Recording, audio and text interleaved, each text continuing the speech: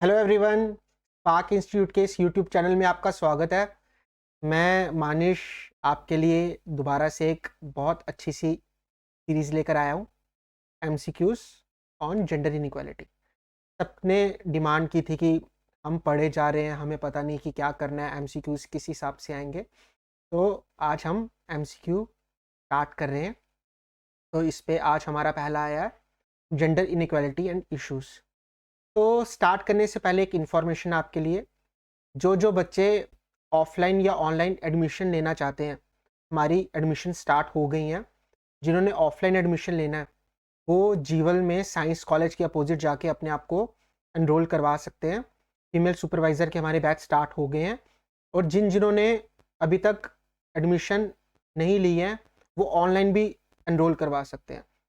Online मतलब sparkinstitute.in की website में जाके अब मैं आपको बताता हूँ कि हम कैसे इसको एनरोल कर सकते हैं।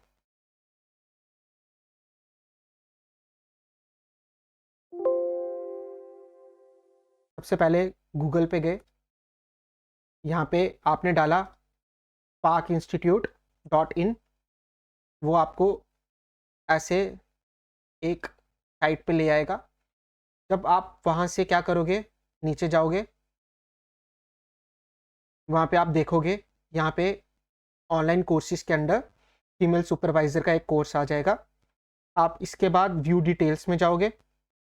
व्यू डिटेल्स के बाद आप देखोगे आपको यहाँ 11 क्लासेस प्लस अभी तक आ गई हैं।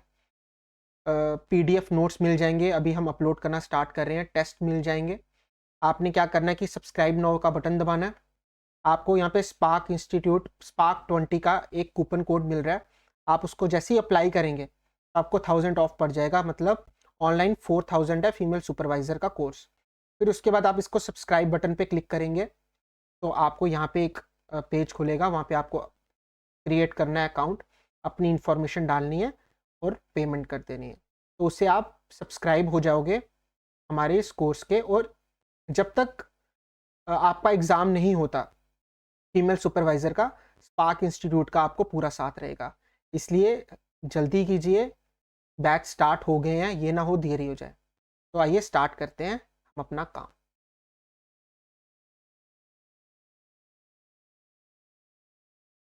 तो एमसीक्यू स्टार्ट करते हैं। जेंडर इनइक्वालिटी जिन जिन ने नहीं पढ़ा है वो जाके स्पार्क इंस्टीट्यूट के यूट्यूब चैनल पे मेरी पहली वीडियो देख लीजिए, आपको पता चल जाएगा कि वो है क्या। तो जिन्होंने ने पढ़ा है, एक आपका छोटे तरीके से आप टेस्ट इसको कंसीडर कर सकते हैं। टेस्ट इन द सेंस, सब अपनी कॉपी निकाल लीजिए। आप मार्क, मैं आपको क्वेश्चन बताता रहूँगा, आप उसको मार्क करते रहिए, ठीक है। कुछ नए कॉन्सेप्ट सीखने को मिलेंगे तो वो एमसीक्यूज के थ्रू ही सॉल्व करेंगे, ठीक है। पहले क्वेश्चन पे आ जाते हैं। Question number first, which aspect contributes to economic disparities in gender inequality. Economic disparities मतलब पैसे से रिलेटेड इनइक्वालिटी, मतलब कि पैसे से रिलेटेड प्रॉब्लम्स जेंडर इनइक्वालिटी में कौन सा एस्पेक्ट कंट्रीब्यूट करता है। चार ऑप्शन है, पढ़ो और मार्क करो। 5 सेकंड देता हूँ। 1 2 3 4 5। देखो, unequal access to health care services नहीं हो सकता। Lack of representation in political leadership नहीं हो सकता। Persistent difference in pay between man and women, pay economics से रिलेटेड टर्म हो सकता है। Societal pressure to conform to traditional gender roles, option का कोई लेना देना नहीं। आंसर वुड बी, एक second, answer would be C, the wage gap, ठीक है। Next, what societal factor often results in male dominance in decision making at home, work and in public sphere. जहां पे मेल डोमिनेंस आ गया मतलब वहां पे patriarchy का कॉन्सेप्ट आ गया। पैट्रियार्की का कॉन्सेप्ट मतलब पैट्रियार्की होती ही मेल डोमिनेंट सोसाइटी है, जहां पे हेड ऑफ द फैमिली कौन होगा, मेल होगा। रूल्स किसके अकॉर्डिंग बनेंगे, मेल्स के अकॉर्डिंग बनेंगे। अब आपको इन चारों ऑप्शन में पैट्रियार्की कहीं दिख रहा है, पैट्रियार्कल स्ट्रक्चर्स, ठीक है।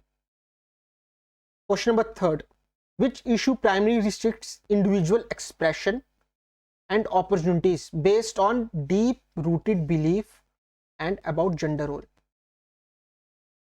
Belief, gender,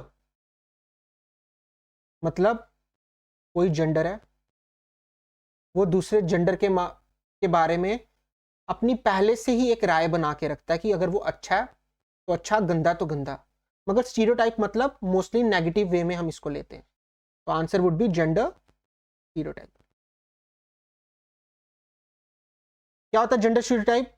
dictate prescribed roles for men women, limiting individual expression and opportunities. जैसे पुराने टाइम पे जो मैन होगा ये माना जाता था वो काम करेगा, और जो वुमेन होगी वो घर संभालेगी, वो हाउस मेकर या होम मेकर, वो घर संभालेगी।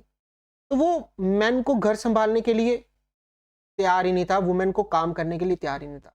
तो वो रिस्ट्रिक्ट कर ली ना इंडिविजुअल के अपने अपॉर्चुनिटीज को। अगर मैन चाहता मैं घर संभालूं तो क्या प्रॉब्लम है, वुमेन चाहती है मैं काम करूं तो क्या प्रॉब्लम है। इसी चीज को क्या बोलते हैं? Gender stereotype. ठीक है, next. Which factor contributes to challenges in implementing policies aimed at gender equality? Challenges, कौन से फैक्टर्स चैलेंज लाते हैं कोई भी पॉलिसी को इंप्लीमेंट करने में? क्या वो मैरिज एंड फैमिली एक्सपेक्टेशन है, lack of legal frameworks, lack of political will और रिसोर्सेज, और इंटरसेक्शनैलिटी एम्पलीफाइंग इनइक्वालिटीज? जब मैंने कोई पॉलिसी बनानी है या बना दी, मैंने बोला कि मेल फीमेल इक्वल है, आर्टिकल 14 में राइट टू इक्वलिटी है, बट मैं बना के क्या करूंगा? मेरे को उसको प्रॉपरली इंप्लीमेंट करना पड़ेगा, पॉलिसी को इंप्लीमेंट करना पड़ेगा। उसके लिए मुझे क्या चाहिए? रिसोर्सेज चाहिए। उसके अलावा क्या चाहिए? पॉलिटिकल विल चाहिए। जिसने इंप्लीमेंट करनी है वही करेगा, नहीं तो इंप्लीमेंट होंगी कैसे? ठीक है, answer would be C. Next देख लो, आंसर सी है। What is significant consequence of limited access to financial resources and property rights for women in various sectors? मतलब लिमिटेड एक्सेस, अगर हम वुमेन को लिमिटेड एक्सेस प्रोवाइड करेंगे financial resources में या प्रॉपर्टी राइट्स में, तो क्या कॉन्सिक्वेंसेस हो सकते हैं वुमेन के लिए? देख लो, डिस्प्रोपोर्शनेट बर्डन, अपॉर्चुनिटीज कम हो जाएंगी, हेल्थ केयर एक्सेस बढ़ जाएगा उसका रेट, ये भी गलत, ये भी गलत, ये भी गलत। Empowerment through economic opportunity. ठीक है, answer D. Which issue significantly impacts women's autonomy due to societal expectation, early marriage? Autonomy मतलब self identity, individual liberty,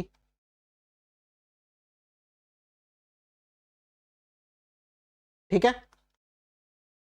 तो which issue significantly impacts women's autonomy due to societal expectations and early marriage practices? क्या education discrimination, marriage and family pressures, political under representation, या health disparities? अपने answer लिखो। लिख लिया? देखो, society की expectation, educational discrimination से क्या लेना देना उसका? पॉलिटिकल अंडर रिप्रेजेंटेशन से क्या लेना देना उसका? अर्ली मैरिज भी है, हेल्थ से उसका क्या लेना देना है? तो है, कॉन्सिक्वेंस होते हैं, मगर वुमेन की ऑटोनॉमी, उससे कैसे प्रभाव होगी? क्या हम उसकी जल्दी शादी करा देंगे? लोग बोलते हैं, जैसे एग्जाम्पल है, बोलते हैं 25 की लड़की हो गई है, इसकी शादी करा दो, 30 की लड़की हो गई है, अब इसको लड़का कौन देगा? तो marriage and family pressure would be an option, answer B. ठीक है, क्वेश्चन है, व्हाट एम्पलीट्यूड्स या amplifies inequalities by intersecting with gender including race, ethnicity, socio economic status and sexuality? मतलब क्या चीज बढ़ाएगी इनइक्वालिटी को? अगर हम जेंडर को, रेस को, इथनिसिटी को, सोशो इकोनॉमिक स्टेटस और सेक्सुअलिटी को आपस में मिलाएं। ये है डेफिनेशन इंटरसेक्शनैलिटी की। क्या होती है intersectionality? Refers to interaction of various social factors जो इनइक्वालिटीज को बढ़ाती हैं। क्या कौन कौन से सोशल फैक्टर्स हो सकते हैं? जेंडर हो सकते हैं, रेस हो सकती है, इथनिसिटी हो सकती है। मतलब किसी का कोई कल्चरल नॉर्म है, उस नॉर्म में सपोज करो, वैसे तो अभी खत्म हो गया, सपोज करो सती प्रैक्टिस है और एक एक सोसाइटी को वो अच्छी लगती है कि ये होना चाहिए, तो इसका मतलब ये इंटरसेक्शनलिटी का कॉन्सेप्ट फॉलो कर, ठीक है। Which discriminatory practice imparts job opportunities, promotions, hiring based on gender? Job आ गया,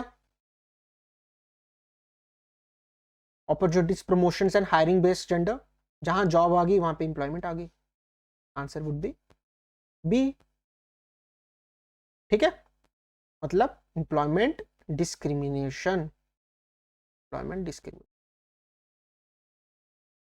What contributes to high rates of physical abuse, domestic violence, harmful practices like female genital mutilation? क्या होता है mutilate का? क्या मतलब होता है? खराब कर देना।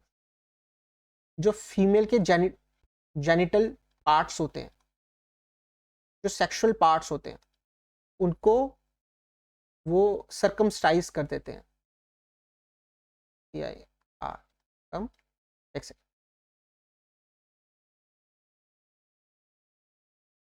सरकम, जैसे मेल में खतना होता है वैसे फीमेल में सरकमसिजन होती है जेनिटिकल पार्ट्स की, जिसके कारण उनको सेक्सुअल डिजायर्स खत्म हो जाती है। ये इनकी मर्जी के खिलाफ किया जाता है, ठीक है। तो कौन सी ऐसी चीज है जो इसको प्रमोट करती है, जो सबसे ज्यादा कंट्रीब्यूट करती है इन चीजों को? आपके हिसाब से क्या होना चाहिए? अपना आंसर लिखो। इसका असली में आंसर है social and cultural norms. Her society के अपने अपने कल्चर सोशल नॉर्म्स होते हैं। तो किसी किसी सोसाइटी में ये भी होता है कि जो वुमेन होती हैं उनको उतनी रिस्पेक्ट नहीं मिलती, किसी के कल्चर में नहीं होगा वुमेन को। कोई पैट्रियार्कल सोसाइटी होती है, कोई मैट्रियार्कल सोसाइटी होती है, मतलब मेल डोमिनेटेड या फीमेल डोमिनेटेड, ठीक है। तो डिफरेंट डिफरेंट चीज़ों में डिफरेंट डिफरेंट नॉर्म्स कल्चर होते हैं। तो कौन चीज़ क्या कंट्रीब्यूट करती है, वो कल्चर या सोसाइटी पे डिपेंड करती है। अगर कल्चर सोसाइटी अच्छी होगी तो इतना फर्क नहीं पड़ेगा, अगर वहां पे ऐसी चीज़ें पहले से हैं तो बहुत फर्क पड़ेगा, ठीक है। एक सेकेंड, तो बहुत फर्क पड़ेगा। Next question, what marginalised group often faces exclusion? Marginalised group कौन होते हैं? जैसे वुमेन होगी, ट्रांसजेंडर्स होंगे, and social marginalised group often faces exclusion, social disparities, worsening gender inequality. अब बताओ, तीन चीजें हैं, मेन, वुमेन, ट्रांसजेंडर, तीन चीजें। तो आप मेरे को एक चीज बताओ, इनमें से सबसे ज्यादा डिस्क्रिमिनेशन किसके हिसाब से, किसके लिए होता है? Of course LGBTQ+ community. क्या आंसर होना चाहिए? क्या आंसर होना चाहिए? आंसर वुड बी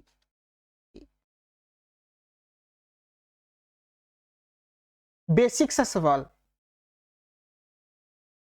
ये सबको आना चाहिए जिसने मेरी वीडियो जेंडर इनइक्वालिटी पे देखी है। क्या मतलब है इसका? देखो, अगर मैं बोलता जेंडर इक्वालिटी, इनइक्वालिटी नहीं, तो आंसर होता पहला, equal opportunities for both man and women. बोला इनइक्वालिटी तो मतलब डिस्क्रिमिनेशन हो रहा है दो सेक्स में या तीन सेक्स में, एक को फेवर किया जा रहा है, दूसरे को फेवर नहीं किया जा रहा। क्या ये दोनों डेफिनेशन के अंडर आते हैं? हाँ, एक पार्ट आता है कि अगर हेल्थ केयर एक्सेस में डिस्पैरिटी है, ये भी जेंडर इनइक्वालिटी है, मतलब ये एक एग्जाम्पल है। वेज डिफरेंस है, ये भी एक एग्जाम्पल है, बट डेफिनेशन क्या है? Option B. ठीक है, नेक्स्ट, बेटी बचाओ बेटी पढ़ाओ स्कीम सुनी होगी, 2015 में लॉन्च हुई है। ये मुझे पता है आपको ये क्वेश्चन नहीं आता है, हम फिर भी पढ़ेंगे। खुद देखो, आपको ऑप्शन से ही पता चल जाएगा, कोई स्कीम आई है मतलब अच्छी चीज होगी। प्राइमरी एम क्या है? जेंडर बेस्ड प्रैक्टिस से लड़ने का, बेटी बचाओ बेटी पढ़ाओ का। क्या एनकरेज करेगा gender based sex selective elimination? क्या उसको एडवोकेट करेगा कि नहीं यार ये होना चाहिए? क्या इस चीज को पूरा इग्नोर कर देगा कि होता होने दो, मेरा कोई लेना देना नहीं? मतलब प्रिवेंट करेगा। अगर ऑप्शन ही देखते तो भी आंसर आ जाता। नेक्स्ट, क्या पार्ट नहीं है बेटी बचाओ बेटी पढ़ाओ स्कीम का मेन ऑब्जेक्टिव के? क्या इनमें से नहीं कोई कोई ऐसा ऑप्शन है जो उसके मेन ऑब्जेक्टिव्स में नहीं आता हो? आंसर से ही पता चल जाएगा। सारी अच्छी अच्छी चीजें होनी चाहिए, बुरी नहीं होनी चाहिए। क्या एनकरेज करना gender based sex selective elimination को अच्छा रहेगा ना? तो ऑप्शन वुड बी का ये जवाब होना चाहिए। थोड़ा स्कीम के बारे में देख लो। लॉन्च की थी प्राइम मिनिस्टर ने 22 जनवरी 2015, डेट याद कर लो। चाइल्ड सेक्स रेशियो को इंप्रूव करने के लिए, साथ में वुमेन एम्पावरमेंट को अच्छा करने के लिए। 3 मिनिस्ट्रीज इन्वॉल्व हुई थी इसको बनाने के लिए। Ministry of women and child development, ministry of health and family welfare and ministry of education. और ये इसके मेन ऑब्जेक्टिव्स हैं, इसको ध्यान से दें। सुकन्या समृद्धि स्कीम, ये भी एक स्कीम है। अंडर किसकी है? बेटी बढ़ाओ बेटी बचाओ बेटी पढ़ाओ। बोल रहा है ये किसने ऑपरेट किया, किस मिनिस्ट्री के अंडर आता? Finance, women education, home affairs. Answer होगा इसका बी। देख लो, ministry of women and child development बेटी बचाओ बेटी पढ़ाओ के अंडर आता है। स्मॉल डिपॉजिट स्कीम है। पेरेंट या गार्डियन ये इसको गर्ल के बिहाफ में खोल सकते हैं। गर्ल्स 2 से ज़्यादा नहीं होनी चाहिए। और एक और इसका एलिजिबिलिटी क्राइटेरिया कि गर्ल्स की एज 10 साल से कम होनी चाहिए। बाकी आप यहाँ से रिवाइज कर लें। ठीक है, next, global gender gap index 17th launch किया। इसने किया वर्ल्ड इकोनॉमिक फोरम ने। क्या बोलता है gender global gender gap index? 0 मतलब वुमेन और मेन के बीच में कोई पैरिटी नहीं है। पैरिटी नहीं है, 0%। पैरिटी मतलब इक्वालिटी। और 1 इम्प्लाइज उसमें इक्वालिटी है 100%। तो आप बताओ, 0 से 1 के बीच में रेंज हुई। 0 मतलब कंप्लीट इनइक्वालिटी, 1 मतलब कंप्लीट इक्वालिटी। आंसर क्या होना चाहिए? How does the global gender gap index score countries on gender parity between 0 to 1? देख लो, एक सारा यही है। थोड़ा बहुत इसको एक बार रिवाइज कर लेना आपके रेफरेंस के लिए। मेरे को कमेंट सेक्शन में बताओ, ग्लोबल जेंडर गैप रिपोर्ट 2023, इसका इंडिया का रैंक क्या है, इंडिया का स्कोर क्या है? ठीक है, ये कमेंट सेक्शन में बताना मुझे। National family health survey report आई है 2023 में। उन्होंने बोला कि बताओ इंडिया की सेक्स रेशो रूरल एरियाज में क्या है। किसी को पता तो लिख लो, नहीं पता तो यहाँ से देख लो। आंसर क्या होगा 2023 में? 1037 फीमेल्स पर 1000 मेल। नेक्स्ट, इनमें से which states were reported to have the highest and lowest sex ratios in India according to national family health survey report? जिनको पता है वो लिख लो। बिहार और मेघालय में हाईएस्ट सेक्स रेशियो है। सिक्किम और अंडमान में लोअर सेक्स रेशियो है। ठीक है, answer would B A. Next, What are the implication of a decline in the total fertility rate from 2.2 to 2 nationally as reported in National Family Health Survey 5? Total fertility rate क्या होता है? कितना population average, कितनी average population है किसी country की. India की 2.2 थी पहले, मतलब कि क्लोज टू हर घर में 2.2 बच्चे होते हैं, मगर ये घट के 2 आ गई है. तो इसका क्या मतलब हुआ? पॉपुलेशन इंप्रूव हो रही है, मतलब जो ज़्यादा पॉपुलेशन है वो अब कम हो रही है. तो आंसर क्या होना चाहिए? आंसर वुड बी, ठीक है. Next, what does the sex ratio of, अगर 1020 फीमेल्स पर 1000 मेल्स हैं इंडिया में, तो इसका क्या मतलब हुआ? क्या जेंडर बैलेंस हो गया? फीमेल ज़्यादा हो गई है. हायर फीमेल पॉपुलेशन हो गई है? हो गई है. लोअर फीमेल पॉपुलेशन हो गई है? नहीं. या जेंडर इम्बैलेंस हो गया मेल्स की वजह से? तो इसका आंसर आप बी भी हो सकता है, डी भी हो सकता है, ठीक है. मगर मोस्ट सुटेबल आंसर है इसका डी, ठीक है.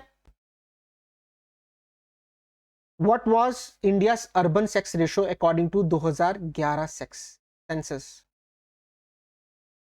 Answer A, 985 females per 1000 males, ठीक है. Thank you.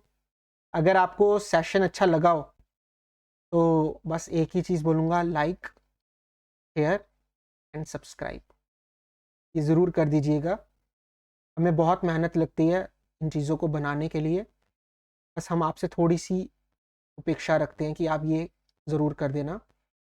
बाकी हम ऐसे MCQs लाते रहेंगे. अगर आपको अच्छा लगा ये सेशन तो ज़रूर कमेंट सेक्शन में बताना, हम और भी MCQs लाएंगे. बस, और एक बार मैं दोबारा आपको बता दूं कि जिन जिन को एडमिशन्स लेनी है पर्सनल गाइडेंस में, आप खुद सोचो, अगर मैंने यहाँ पे आपको पढ़ाया, आपको सारा कंटेंट प्रोवाइड कर रहा हूँ, तो अगर आप पर्सनल मेंटरशिप में पढ़ोगे तो आपको और मज़ा नहीं आएगा. तो आप जो अफोर्ड कर सकते हैं वो ऑफलाइन या ऑनलाइन बैच ज़रूर ज्वाइन कर लेना. खुल गई है एडमिशन्स, ये ना हो कि देरी हो जाए. बहुत प्रीशियस पोस्ट है, ठीक है. चलो बाय बाय, नेक्स्ट सेशन में मिलते हैं.